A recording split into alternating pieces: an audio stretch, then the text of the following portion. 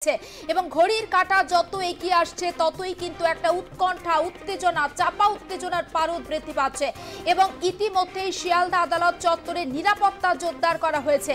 10টা 40 মিনিটে শিয়ালদা আদালতে নিয়ে আসা হয় সঞ্জয় রায়কে।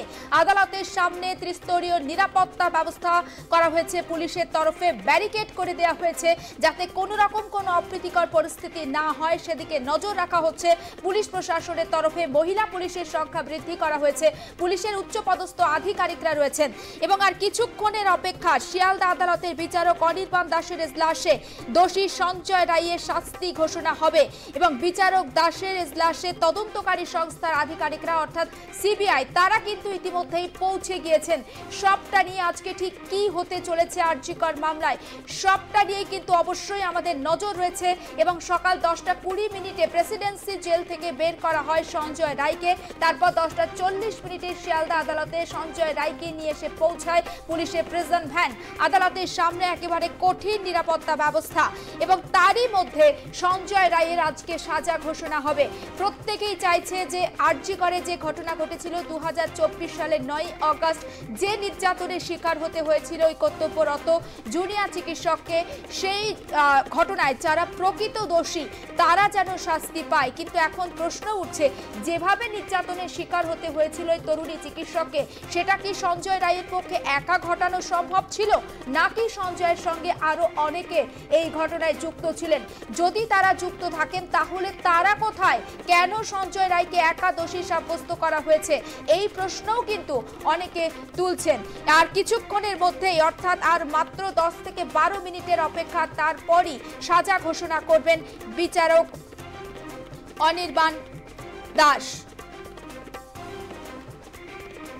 অন্যদিকে অভয়া মঞ্চের অনুমতি দেওয়া হলো না পুলিশের তরফে, কারণ ব্যাপক বিশৃঙ্খল পরিস্থিতি একটা তৈরি হতে পারে এবং সেখানে যদি তারা কোনো রকম কোনো মিছিল করেন বা কোনো রকম কোনো অবস্থান বিক্ষোভ করেন তাহলে হয়তো নিরাপত্তা ব্যবস্থা কোনোভাবে বিঘ্নিত হতে পারে। তার জন্য অভয়া মঞ্চের অনুমতি দেওয়া হয়নি পুলিশের তরফে। শিয়ালদা আদালত চত্বরে কোনো রকম কোনো বিক্ষোভ কর্মসূচি করতে দেওয়া হবে না পুলিশের তরফে, তেমনটা জানানো হয়েছে।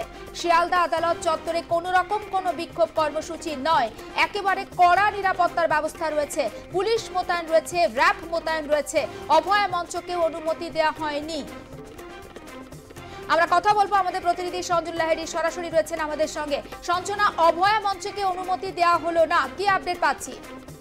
দেখো, চিকিৎসকদের তরফ থেকে অর্থাৎ জুনিয়র এবং সিনিয়র উভয় ডক্টরস ফোরামের তরফ থেকে কিন্তু দেখা গেছিল যে শিয়ালদা চত্বরের অভয়া মঞ্চ করার প্রস্তুতি নেওয়া হয়েছিল। তেমনই কিন্তু লালবাজারকে একটি ইমেল করা হয়।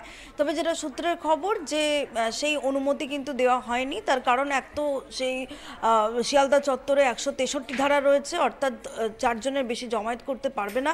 এর পাশাপাশি দেখা যাচ্ছে যে ওই এলাকায় বর্তমানে 500 থেকে 550 পুলিশ মোতায়েন রয়েছে এবং আজকে যেহেতু একটা হাই ভোল্টেজ ডে, সেখানে সঞ্জয় রায় এবং কোর্ট চত্বরের একটা নিরাপত্তাও কিন্তু যথেষ্ট উল্লেখযোগ্য আজকের জন্য এবং এই যাবতীয় বিষয়গুলোকে সামনে রেখেই আজকে লালবাজারের তরফ থেকে কোনো রকম কোনো অভয়া মঞ্চ করতে দেওয়া হলো না, যেটা সূত্র মারফত জানা যাচ্ছে। এবং যদিও এই একদিকে 163 ধারা জারি রয়েছে সেখানে, অর্থাৎ কোনোভাবেই কিন্তু সেখানে কোনো রকম জমায়েত করা যাবে না, কিন্তু তারপরেও দেখা যাচ্ছে চিকিৎসকদের তরফ থেকে বেলা 1টার সময় একটি জমায়েত করা হবে কোর্ট চত্বরের সামনে এবং তার মধ্যে সাজা ঘোষণা হয়ে গেলে চিকিৎসকদের তরফ থেকে কি প্রতিক্রিয়া থাকে সেটা কিন্তু এখন দেখার নজর থাকবে। সঞ্জনা, আপাতত তোমাকে ধন্যবাদ। তবে অভয়া মঞ্চের যে একটা শিয়ালদা কোর্ট চত্বরে একটা অনুমতি দেওয়া হলো না তাদের অবস্থান বিক্ষোভে, সেটা স্পষ্ট করে দেওয়া হয়েছে পুলিশের তরফে, কারণ নিরাপত্তার কথা মাথায় রেখেই তাদের অনুমতি দেওয়া হয়নি এবং সেখানে 163 ধারা সেখানে জারি রয়েছে। তার জন্য কিন্তু কোনো রকম কোনো অবস্থান বিক্ষোভ বা কোনো রকম বিক্ষোভ কর্মসূচির অনুমতি দেওয়া হচ্ছে না পুলিশের তরফে।